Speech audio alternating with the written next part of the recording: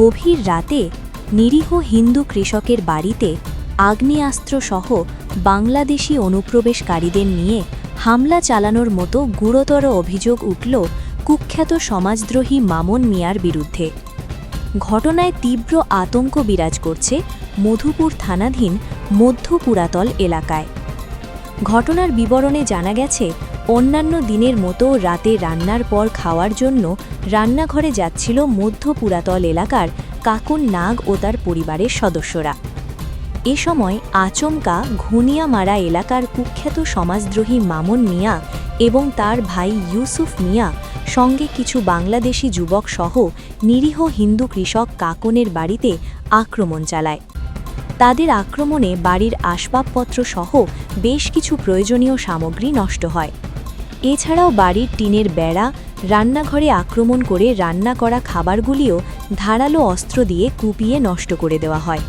পরে বাড়ির মালিকের চিৎকার শুনে আশপাশের প্রতিবেশীরা ছুটে এলে মামুন সহ তার সঙ্গপাঙ্গরা বন্দুক দিয়ে গুলি চালিয়ে ঘটনাস্থল থেকে পালিয়ে যায়।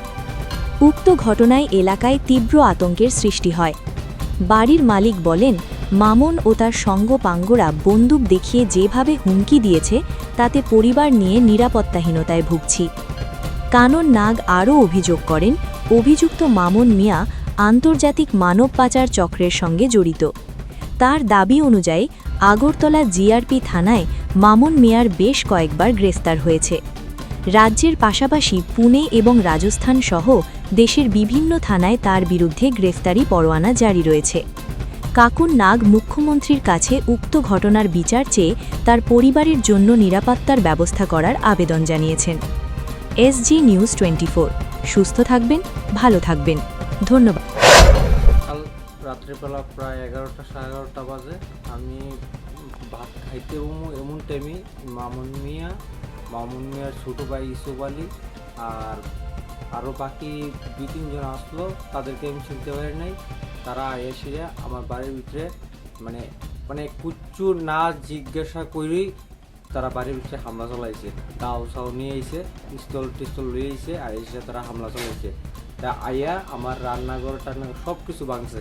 ভাঙে সেটা কইতেছে, এ কথা কইতেছে প্রথম কয়, হিন্দু তুই চলস এইজনের লগে সেইজনের লগে কইয়ে সে বাংকুর লাগাইছে। তাও দিয়ে আমার বেড়া সারা সব কুবাইয়া জিনিসপত্র সব ভাঙা সব গুঁড়া করে লাগছে।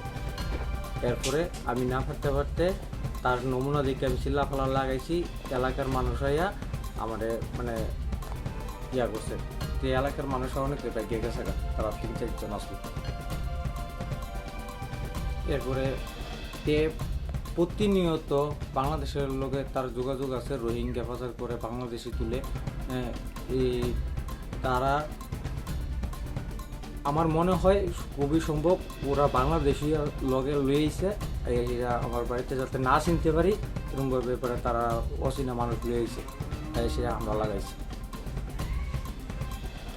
এরপরে যাওয়ার টাইমে ওই আমার বাড়ির গাটাটা দিয়ে সেটা যখন মানুষ আসার পথে পিস্তল দিয়ে গুলিও করছে রাউন্ডপুর দিকে।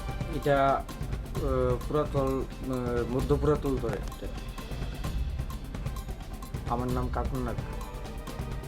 আমি প্রশাসনের কাছে আমার এই ঘটনার লেগে আমি সুষ্ঠু বিচার আমি চাই। এইভাবে থাকা যায় না, এভাবে চলতে পারে না যা আরম্ভ করছে মামুন মিয়া। আমি প্রশাসনের কাছে সুষ্ঠু বিচার চাই। মামুন মিয়া এই মামুন মিয়ার লেগে এই এলাকা থাকার মতো ব্যবস্থা পরিস্থিতি আর নাই। আমাদের প্রশাসনের কাছে আমি সুষ্ঠু বিচার চাই। আমার এই যে আমার উপরে কালকে আক্রান্ত এই আক্রমণ আমি আর মানতে পারতেছি না।